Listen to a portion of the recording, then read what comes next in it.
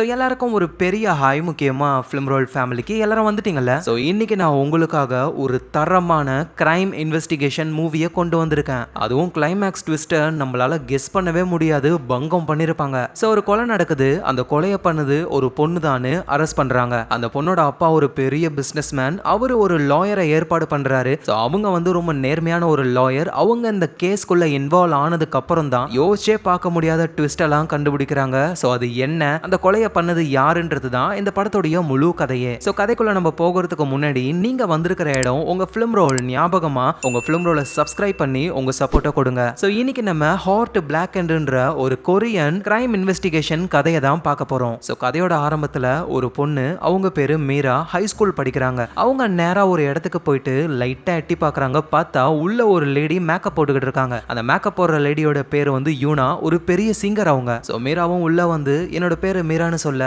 எனக்கு தெரியும் வா, உனக்காக தான் வெயிட் பண்றேன் அப்படின்னு பக்கத்துல உட்கார வச்சுக்கிறாங்க அந்த யூனான்ற சிங்கர். ஆமா, உன்னோட அப்பா எங்க, அவரு வரலையா? இல்ல அப்பா ஏதோ ஒரு மீட்டிங்ல இருக்காரு அப்படின்னு அந்த மீரா சொல்றாங்க. மீராக்கு ஒரு அப்பா இருக்காரு, அவரு ஒரு பெரிய பிசினஸ் மேனு. ஸோ அவரு ஒருத்தர் கூட உட்காந்து சாப்பிட்டுக்கிட்டு பிசினஸ் டீலிங் எல்லாம் பேசிக்கிட்டு இருக்காரு. இவர் எந்த மாதிரி கேரக்டர்னா, இவருக்கு ஒரு விஷயம் பிடிக்கலனா அதை அழிச்சிருவாரு, அவ்வளவுதான். ஸோ அந்த மீட்டிங்கை முடிச்சுட்டு அந்த பிசினஸ் மேனும் அவரோட பொண்ணான மீராவையும் அந்த யூனான்ற சிங்கரையும் பார்க்கறதுக்கு வராரு. ரெண்டு பேரும் என்ன பண்றீங்க, நல்லா க்ளோஸ் ஆயிட்டீங்களா, அதுக்கு தான் இந்த மீட்டிங்கே அப்படின்னு அந்த பிசினஸ் மேன் சொல்றாரு. ஆக்சுவலா என்னன்னா, பிசினஸ் மேனோட ஒய்ஃப் இறந்து போயிட்டாங்க, அதான் மீராவுடைய அம்மா. இப்ப அடுத்ததா இந்த யூனான்ற சிங்கரை தான் இவரு மேரேஜ் பண்ண போறாரு. நம்ம மீராவுக்கு வந்து இவங்க ஸ்டெப் மதரா ஆக போறாங்க. ஸோ அதனால மீராவை பத்தி நல்லா தெரிஞ்சுக்கணும்ல, அதுக்காக தான் இந்த மீட்டிங்கை ஏற்பாடு பண்ணி மூணு பேரும் பேசிக்கிட்டு இருக்காங்க. அப்புறம் அந்த யூனா சிங்கர் இருக்காங்கல்ல, அவங்க கையில ஒரு புக்கு ஒன்று இருக்கு. அதை பார்த்த உடனே மீராவும் இது எப்படி உங்ககிட்ட கிடைச்சது அப்படின்னு கேட்கும்போது தான் பிசினஸ் மேனும் சொல்றாரு, நான் தான் அதை கொடுத்தனே. ஏன்னா இந்த புக்குல இறந்து போன உன்னோட அம்மா நீ சின்ன குழந்தையா இருந்ததுல இருந்து வளர்ற வரைக்கும் எல்லா விஷயங்களையும் எழுதி வச்சிருக்காங்க, போட்டோஸ்லாம் ஒட்டி வச்சிருக்காங்க. நான் யூனாவை கல்யாணம் பண்ணதுக்கு அப்புறம் அவளும் உனக்கு அம்மா தானே, சோ உன்னை பத்தி நல்லா தெரிஞ்சுக்கணும்ல, அதுக்கு தான் அந்த புக்கை கொடுத்தேன் இப்படின்னு பிசினஸ் மேன் சொல்ல, அப்படியே மீரா சோகமாயிடுறாங்க. யார் இந்த புக்கை படிச்சாலும் என்னோட உண்மையான அம்மா மாதிரி ஆக முடியுமா அப்படின்னு சொல்லி அழுதுகிட்டே பேசுறாங்க. நம்ம மீராவுக்கு வந்து இன்னொரு ஒரு அம்மா தேவையே இல்லை, ஆனா பிசினஸ் மேனுக்கு இன்னொரு ஒரு ஒய்ஃப் தேவைப்படுது போல, அதனால மேரேஜ் பண்ணிக்க போறாரு. சோ இப்படியே ஒரு வருஷம் கடந்து போகுது. நம்ம பிசினஸ் மேனு அந்த யூனான்ற சிங்கர் கூட சேர்ந்து சும்மா ஜாலியா டைம் ஸ்பெண்ட் பண்றாரு. அப்படியே டைமண்ட்லியான வாட்ச் எல்லாம் வாங்கி கொடுக்க யூனாவுக்கு அவ்வளோ சந்தோஷம். ஸோ இப்படி இவங்க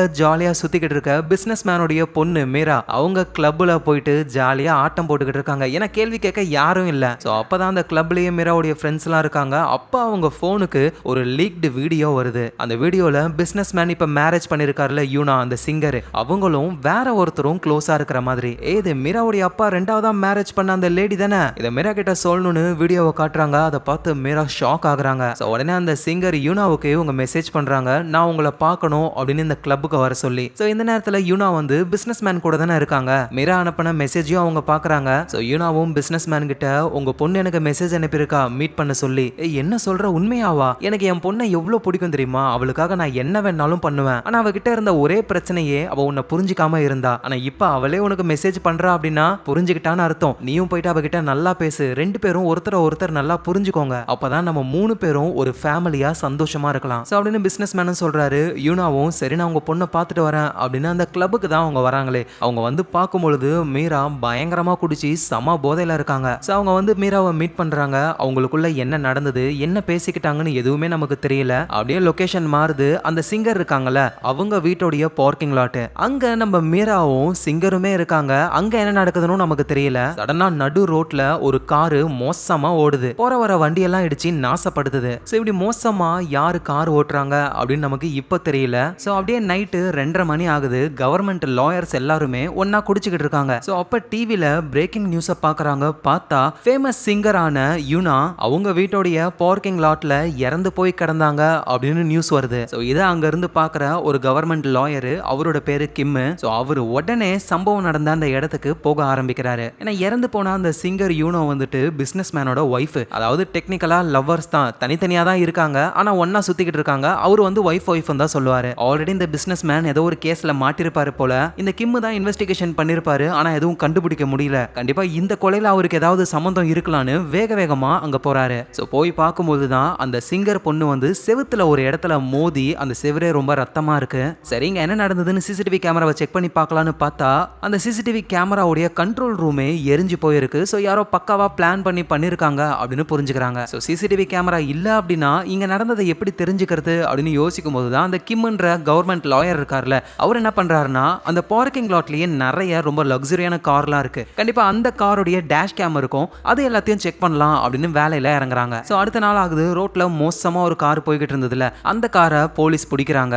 அந்த காரை ஓட்டுனது யாருன்னா நம்ம பிசினஸ் மேனுடைய பொண்ணு மீரா தான். மீராவை அரெஸ்ட் பண்ணி கஸ்டடியில் எடுத்துக்கிறாங்க. மீராவை பார்க்கறதுக்காக அவளுடைய அப்பா நம்ம பிசினஸ் மேனே மீரா கிட்ட வந்து உன்னுடைய ஸ்டெப் மதர் இறந்து போயிட்டா, உங்களுக்குள்ள என்ன ஆச்சு உண்மையை மட்டும் சொல்லு, நான் உன்னை காப்பாத்துறேன் அப்படின்னு சொல்ல நம்ம மீராவும் நான் நல்லா குடிச்சிருந்தேன்ப்பா, எனக்கு எதுவுமே ஞாபகத்துல இல்ல, அதோட அந்த பொம்பளைக்காக என்கிட்ட இப்படி கேள்வி கேட்டுக்கிட்டு இருக்கீங்க அப்படின்னு ஓவரா பேசுறாங்க மீரா. சோ பிசினஸ் மேனுக்கும் என்ன பண்றதுன்னு தெரியல. இறந்து போன மீராவுக்கு ஃபியூனரல் எல்லாம் பண்றாங்க. எங்க பிசினஸ் மேனும் அப்படியே சோகமா இறந்து போனதை நினைச்சு ரொம்ப கஷ்டப்படுறாரு. அதோட விசாரணையில இறந்து போன யூனோவை நான் உங்களை மீட் பண்ணணும் அப்படின்னு மீரா தான் மெசேஜ் பண்ணிருப்பாங்க. கடைசி மெசேஜ் அதுதான். அதனால மீரா தான் இந்த கொலையை பண்ணிருக்கணும் அப்படின்னு பழியெல்லாம் அவங்க மேல போகுது. மீராவை அரெஸ்ட் பண்ணி ஜெயிலையும் அடைக்கிறாங்க. மீராவுடைய அப்பா பிசினஸ் மேன் அவருடைய ஆட்கள் கூட ஒரு மீட்டிங்க போட்டிருக்காரு. சோ எல்லாருமே மீராவை எப்படி காப்பாத்தலாம் அப்படின்னு சொல்லி தான் பேசிக்கிட்டு இருக்காங்க. அப்ப பிசினஸ் மேனோட டிரைவர் ஒருத்தர் மீராவுடைய லேப்டாப்பை கொண்டு வந்து காட்டுறாரு. அதுல ஒரு கேம் இருக்கு. அந்த சிங்கர் இருக்காங்கல்ல, அவங்கள மாதிரியே ஒரு கேரக்டர், நம்ம மீரா மாதிரியே ஒரு கேரக்டர் அந்த சிங்கரை போயிட்டு கொல்ற மாதிரி. சோ நம்ம மீராவுக்கு வந்து யூனோவை பிடிக்காதுல்ல, அதுக்காக அவங்கள கொல்ற மாதிரி ஒரு கேமையே ரெடி பண்ணி வச்சிருக்காங்க.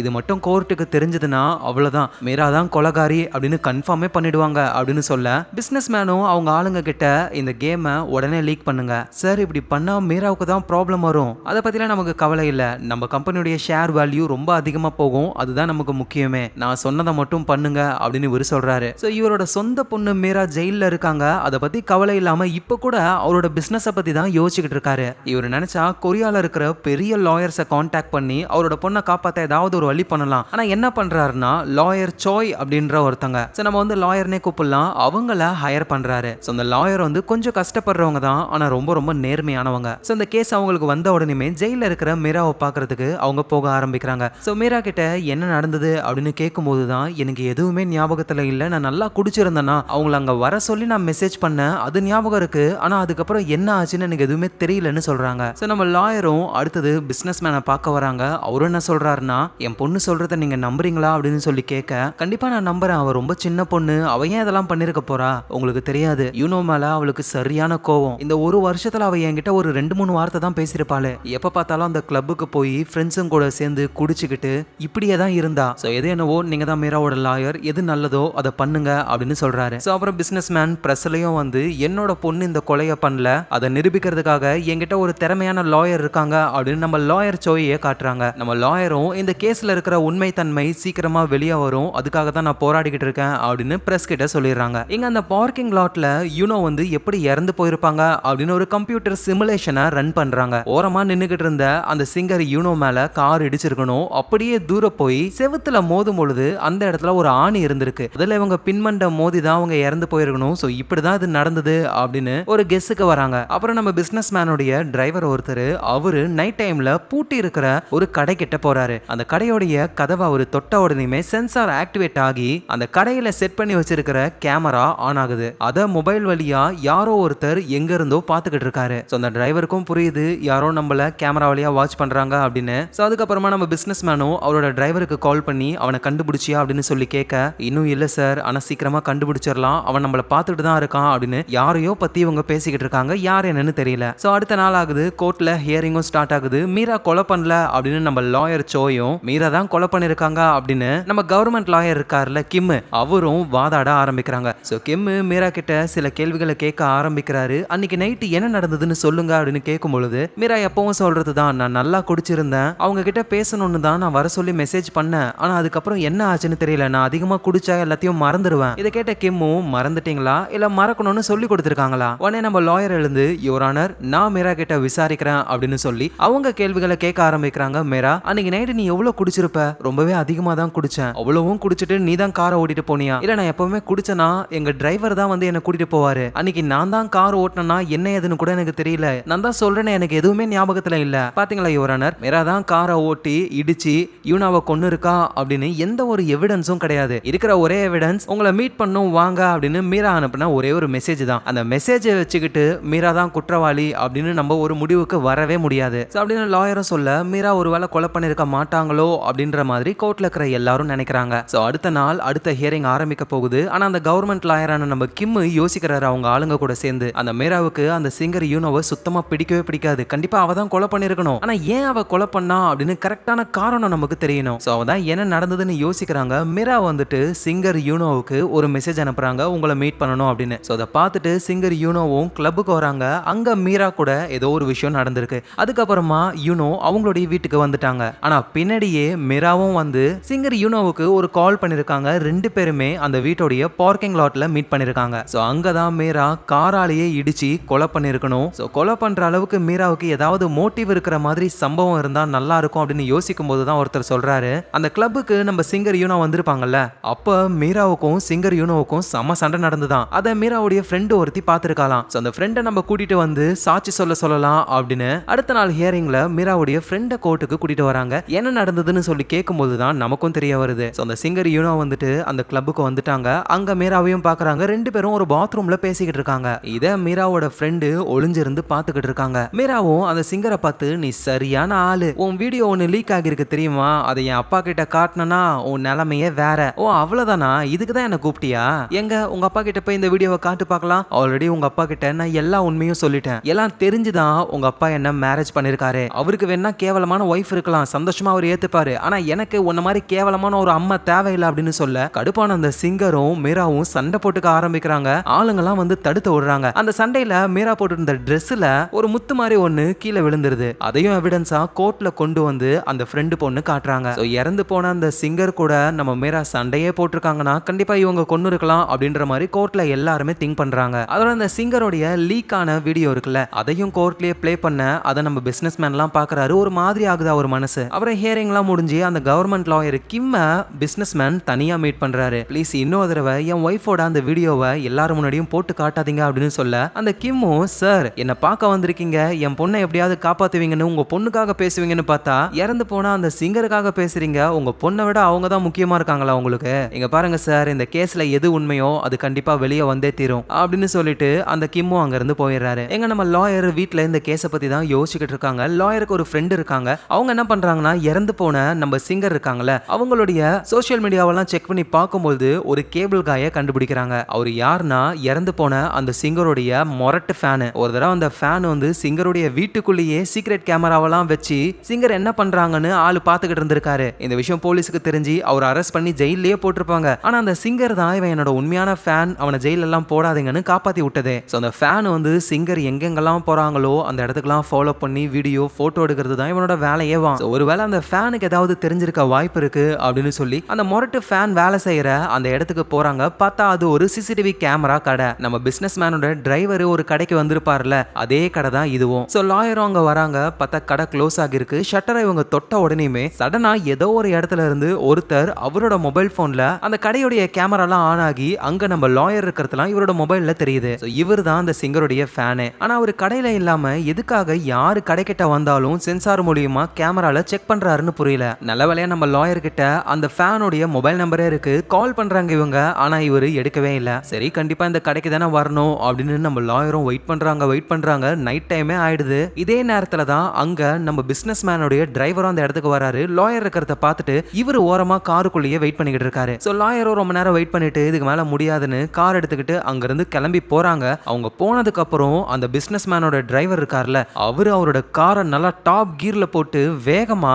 அந்த ஃபேனுடைய சிசிடிவி கேமரா கடைக்குள்ளேயே விட்டுறாரு காரை. நல்ல வேளையா லாயர் வந்து ரொம்ப தூரம்லாம் போல, கொஞ்ச தூரம் தான் போயிருக்காங்க. அவங்க இந்த விஷயத்த பாத்துறாங்க. அந்த பதட்டத்துல கண்ட்ரோலை மிஸ் பண்ணி காரை இவங்க வேற ஒரு ஓரமா சொருகிடுறாங்க. சோ கடைக்குள்ள காரை விட்டு அந்த டிரைவர் காரை விட்டு இறங்கி அந்த கடைக்குள்ள ஏதோ ஒரு விஷயத்த தேடுறாரு. ஓரமா ஒரு ஃப்ரிட்ஜ் ஒன்னு இருக்கு. ஆனா வித்தியாசமா அந்த ஃப்ரிட்ஜை பூட்டு போட்டு லாக் பண்ணிருக்காங்க. சோ அந்த பூட்டை உடைச்சி உள்ள திறந்து பார்த்தா அது ஃப்ரிட்ஜ் கிடையாது, உள்ள ஃபுல்லா ஹார்ட் டிஸ்கா இருக்கு. சோ அது எல்லாத்தையும் ஒரு பைக்குள்ள போட்டு அங்க இருந்து கிளம்பலாம்னு நினைக்கும் பொழுதே அந்த இடத்துக்கு போலீஸ்லாம் வந்துடுறாங்களா. சோ அந்த டிரைவரும் இந்த ஹார்ட் டிஸ்க் போலீஸ் கிட்ட மாட்டக்கூடாது அப்படின்னு அந்த பேகை ஓரமா தூக்கி போட்டு போலீஸ் கிட்ட இவர் மாட்டிக்கிறாரு. போலீஸும் அரெஸ்ட் பண்ணி அவரை கூட்டிட்டு போறாங்க. நம்ம லாயர் அந்த இடத்துக்கு வராங்க. திடீர்னு இந்த காரு எதுக்காக இந்த கடைக்குள்ள வந்து மோதணும் அப்படின்னு அந்த காரெல்லாம் செக் பண்ணி பாக்குறாங்க. உள்ளெல்லாம் பாக்குறாங்க. என்ன ஏதுன்னு ஒண்ணுமே அவங்களுக்கு புரியல. அவதான் வெளியே ஒரு பேக் இருக்கிறத பாக்குறாங்க. அதை நம்ம லாயர் எடுத்துட்டு அவங்களோட வீட்டுக்கு போயிடுறாங்க. இங்க அரெஸ்ட் பண்ணாங்கள போலீஸ்லாம் அந்த டிரைவர் கிட்ட ஏன் இந்த மாதிரி பண்ண அப்படின்னு சொல்லி கேட்க, அது வந்து சார் என் கார்ல திடீர்னு பிரேக் பிடிக்கல, அதான் கண்ட்ரோலை மிஸ் பண்ணி ஸ்ட்ரைட்டா அந்த கடைக்குள்ள விட்டேன்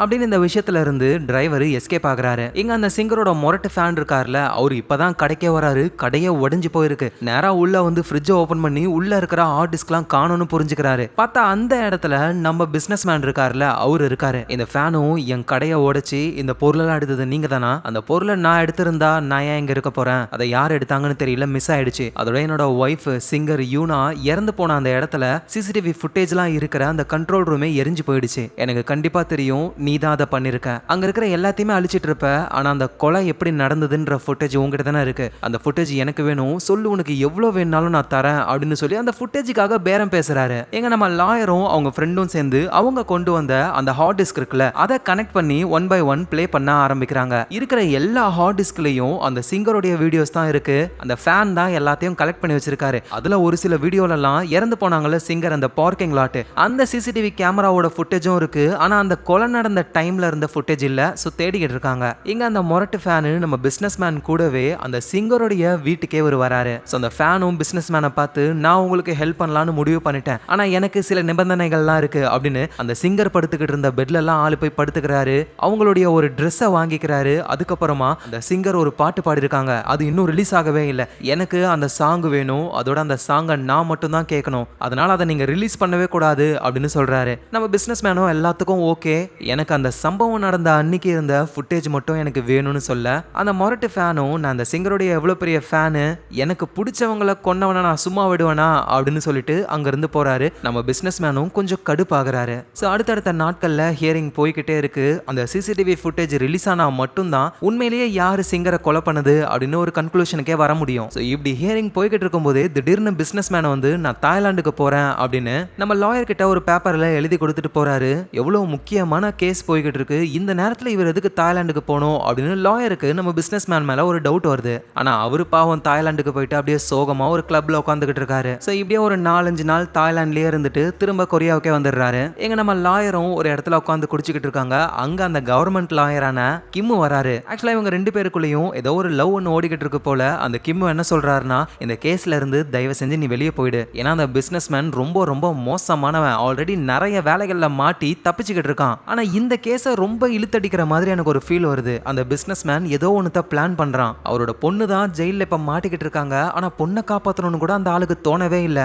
என்கிட்டே வந்து என் ஒய்ஃபோட வீடியோவை போடாதீங்க, மற்றபடி என்ன வேணாலும் பண்ணிக்கோங்கன்னு சொல்றாரு. இப்படின்னு இந்த கிம்மு சொல்ல நம்ம லாயருக்கும் பிசினஸ் மேன் மேல இருக்கிற டவுட் அதிகமாகிக்கிட்டே போகுது. ஸோ அந்த கிம் அங்க இருந்து போனதுக்கு அப்புறம் நம்ம பிசினஸ் மேனே அந்த இடத்துக்கு வந்து லாயரை மீட் பண்றாரு. ஏதோ ஒரு விஷயத்த சொல்றாரு, என்னன்னு நமக்கு இப்ப தெரியல. ஸோ அந்த கவர்மெண்ட் லாயர் அவரோட ஆஃபீஸ்ல இருக்கும்பொழுது அவரோட அசிஸ்டன்ட் வந்து, சார் நமக்கு ஒரு கால் வந்திருக்கு, அந்த சிங்கர் யூனோ இறந்து போன அந்த பார்க்கிங் லாட்டோட சிசிடிவி ஃபுட்டேஜ் யாருக்கிட்டயோ இருக்கான், உங்ககிட்ட பேசணும்னு சொல்றாரு அப்படின்னு நம்ம கவர்மெண்ட் லாயருக்கு யாரோ கால் பண்றாங்க. அது வேற யாரும் இல்ல, அந்த ஃபேனு தான். எங்க நம்ம லாயரும் அவங்க வீட்டுக்கு போறாங்க. அங்க அவங்களோட ஃப்ரெண்டு நான் ஒரு ஃபுட்டேஜை கண்டுபிடிச்சிட்டேன் அப்படின்னு சம்பவம் நடந்த அன்னைக்கு அந்த பார்க்கிங் லாட்டோட சிசிடிவி ஃபுட்டேஜ் பார்த்தா அந்த சிங்கர் இருக்காங்கல்ல, அவங்களும் பிசினஸ் மேனோட டிரைவர் இருக்கார்ல, அவங்க 2 பேரும் பார்க்கிங் லாட்ல நின்னு பேசிக்கிட்டு இருக்காங்க. அந்த டிரைவர் சிங்கரை அடிக்கிறதுக்கெல்லாம் கை ஓங்குறாரு. இதை பார்த்து நம்ம லாயர் இது என்னடா புது ட்விஸ்டா இருக்கு அப்படின்னு அடுத்த நாளே கோர்ட்ல அந்த டிரைவரை விசாரணைக்கு கூப்பிடுறாங்க. சோ நம்ம லாயரும் விசாரிக்க ஆரம்பிக்கிறாங்க. சம்பவம் நடந்த அன்னைக்கு நீங்க அந்த சிங்கருடைய பார்க்கிங் லாட்டுக்கு போனீங்களா?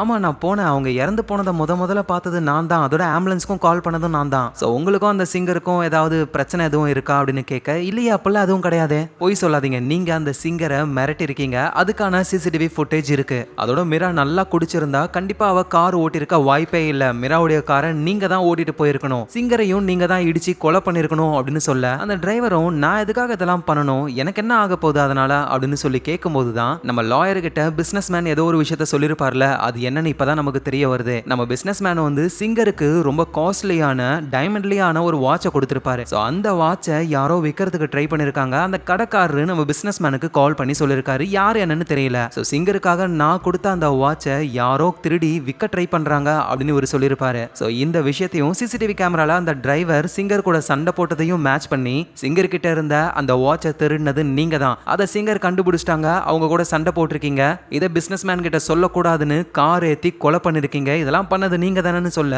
அப்படியே டிரைவர் செம்மையா கடுப்பாகி ஆமா நான் தான் பண்ணனு கத்திடுறாரு. அப்படின்னா உண்மையிலேயே அந்த சிங்கரை கொன்னது பிசினஸ் மேனோட டிரைவர் தான் அப்படின்னு கேஸை முடிக்கலான்னு பார்த்தா நம்ம கவர்மெண்ட் லாயர் கிம்மு எழுந்து இதெல்லாம் பக்காவான நாடகம் மாதிரி தெரியுது, பிசினஸ் மேன் அவரோட பொண்ணை காப்பாத்த காப்பாத்துறதுக்காக அழகா பிளான் பண்ணிருக்காரு. அந்த மிரான்ற பொண்ணு கொலை பண்ணாலா இல்ல இந்த டிரைவர் கொலை பண்ணாரா அப்படின்னு நமக்கு தெளிவா தெரியணும்னா அந்த பார்க்கிங் லாட்ல இருக்கிற சிசிடிவி ஃபுட்டேஜை பார்த்தா மட்டும்தான் நம்மளால கன்ஃபார்ம் பண்ணவே முடியும். உடனே ஜட்ஜ் அந்த கண்ட்ரோல் ரூம் தான் எரிஞ்சிருச்சுன்னு சொல்றீங்களே, எப்படி அந்த ஃபுட்டேஜை பார்க்க முடியும் அப்படின்னு சொல்ல, ஃபுட்டேஜ் இருக்கு யுவர் ஆனர். இறந்து போன சிங்கருடைய ஃபேன் ஒருத்தன் அவர்கிட்ட ஃபுட்டேஜ் இருக்கு, அதை எடுத்துட்டு இங்க தான் வந்துகிட்டு இருக்காரு அப்படின்னு சொல்ல, சோ அதை கேட்ட அந்த டிரைவரும் நம்ம பிசினஸ் மேனும் ஷாக் ஆகுறாங்க. சரி ஓகேனா அந்த ஃபேன் ஃபுட்டேஜ் எடுத்துட்டு வரதுக்காக எல்லாரும் வெயிட் பண்ணிக்கிட்டு இருக்காங்க. இங்க நம்ம பிசினஸ் மேனும் நம்ம லாயரை தனியா வெளியே கூட்டிட்டு வந்து இங்க என்னதான் நடக்குது, ஓ அதுவா சார், என்கிட்ட ஒரு ஃபுட்டேஜ் இருந்தது, அதுல டிரைவர் வந்து அந்த சிங்கர் கிட்ட ஓவரா பேசிக்கிட்டு இருந்தாரா, இல்லனா டிரைவரை பத்தி பேசல, இப்ப எவனோ வந்துகிட்டு இருக்கானாமே, அவன் எப்படி இங்க வரலாம், சீக்கிரமா அவனை தடுத்து நிறுத்தணும், இல்லனா எல்லாமே சொதப்பிடும் அப்படின்னு இவர் ரொம்ப நர்வஸ் ஆகுறாரா.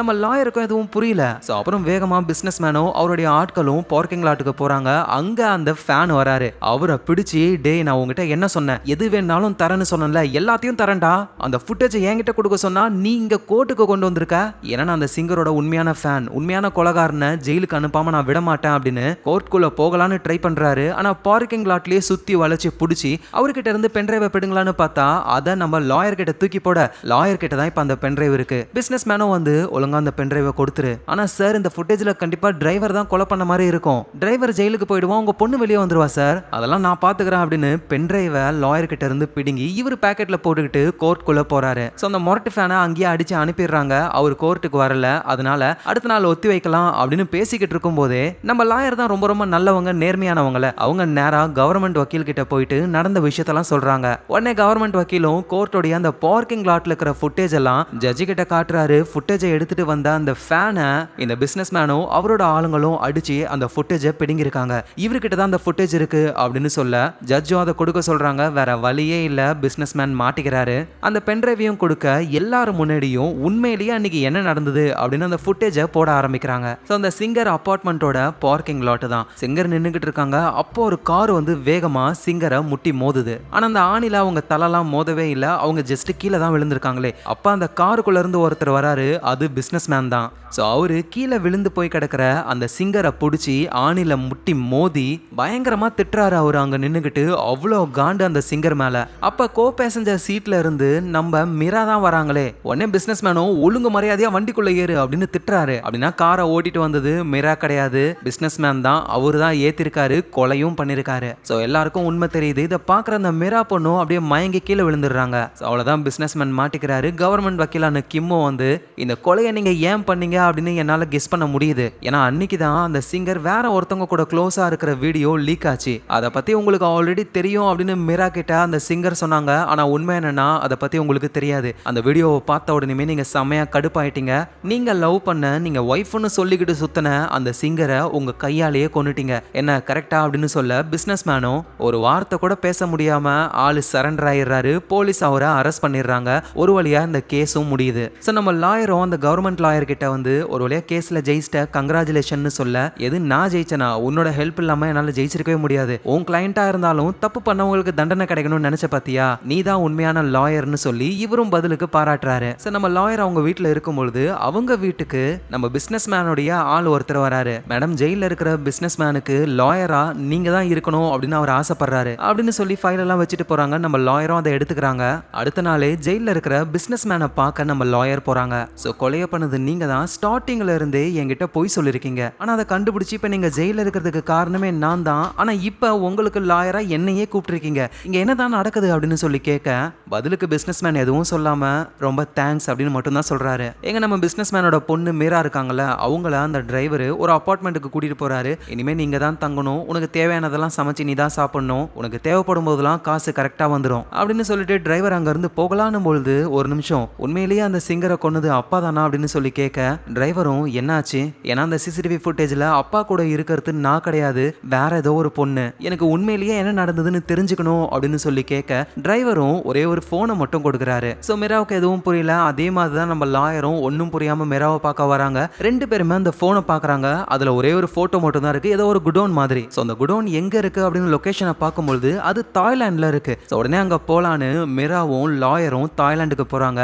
அங்க நிறைய குடோன்ஸ்லாம் இருக்கு. அதுல கரெக்டான குடோனை கண்டுபிடிக்க அது லாக்ல இருக்கு. பார்த்தா டிரைவர் கொடுத்த அந்த செல்போனுக்கு பின்னாடியே ஒரு சாவி ஒன்று இருக்கு. அதை யூஸ் பண்ணி ஓபன் பண்றாங்க. உள்ள பெரிய இடம். அப்படியே உள்ள இவங்க சுத்தி பார்த்துக்கிட்டு இருக்கும்போது சடனா மிரா தேம்பி தேம்பி அழ ஆரம்பிக்கிறாங்க. நம்ம லாயரும் அப்படியே ஷாக்ல இருக்காங்க.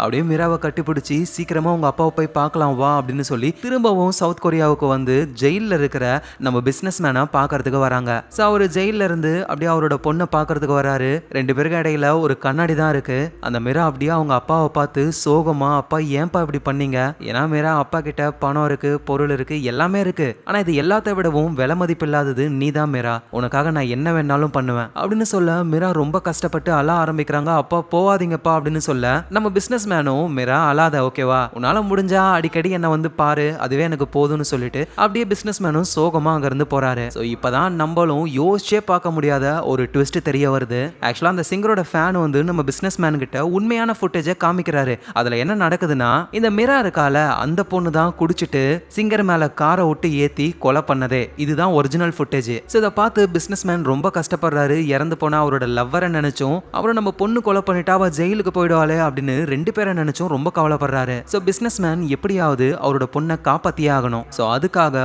ஒரு மாஸ்டர் பிளானை போடுறாரு. ஒரு வக்கீலை ஏற்பாடு பண்றாரு, நம்ம சாய் தான். ஸோ அவங்க வந்து அவங்க இஷ்டத்துக்கு இன்வெஸ்டிகேஷன் பண்ணட்டும்னு ஃப்ரீயா விட்டுறாரு. அவங்க கிட்ட எந்த பிளானையும் சொல்லல. அந்த சிங்கருடைய ஃபேனும் நம்ம பிசினஸ் மேன் கிட்ட உண்மையான ஃபுட்டேஜை கொடுத்துட்டாரு. ஆனா இது மட்டும் வெளியே வந்துச்சுன்னா நம்ம பொண்ணுக்கு தான் ப்ராப்ளம் அப்படின்னு சொல்லி இவர் என்ன பண்றாருன்னா, இடையில ஒரு 2-3 நாள் தாய்லாந்துக்கு போயிட்டு வரேன் அப்படின்னு லாயர் கிட்ட சொல்லிட்டு போவார்ல, அந்த தாய்லாந்துல தான் சம்பவமே பண்ணிருக்காரு. அங்க ஒரு குடோனை ரெண்டுக்கு எடுத்து அந்த இறந்து போன சிங்கருடைய அபார்ட்மெண்ட் பார்க்கிங் லாட் மாதிரியே ஒரு செட்டிங்கை போடுறாங்க. ஸோ எல்லாமே பக்காவா ரெடி பண்ணிட்டு கரெக்டான கேமரா ஆங்கிள், சிசிடிவி ஃபுட்டேஜ் மாதிரியே ரெடி பண்ணி நம்ம மிரா மாதிரியும் சிங்கர் மாதிரியும் ஆளுங்களை ஏற்பாடு பண்ணி அவங்க மூலியமா ஆக்சிடென்ட் நடக்கிற மாதிரி நம்ம பிசினஸ் மேன் காரை விட்டு ஏத்தி கொலை பண்ணுவார்ல, இந்த மாதிரி தாய்லாந்துல தான் ஃபேக்கா எடுத்திருக்காங்க வீடியோ. ஸோ இந்த ஃபேக்கான வீடியோவை டைரக்டா கொடுத்தா ப்ராப்ளம் ஆகும் அப்படின்னு சொல்லி தான் அந்த ஃபேனு கிட்ட இந்த வீடியோவை கொடுத்து ஃபேன் வந்து கவர்மெண்ட் லாயருக்கு கால் பண்ணி என்கிட்ட ஃபுட்டேஜ் இருக்குன்னு சொல்லுவாரு. எங்க நம்ம லாயரையும் கொஞ்சம் டிஸ்ட்ராக்ஷன் பண்ணணும் அப்படின்றதுக்காக அந்த டிரைவர் கொலை பண்ண மாதிரிலாம் செட் பண்ணுவாங்க.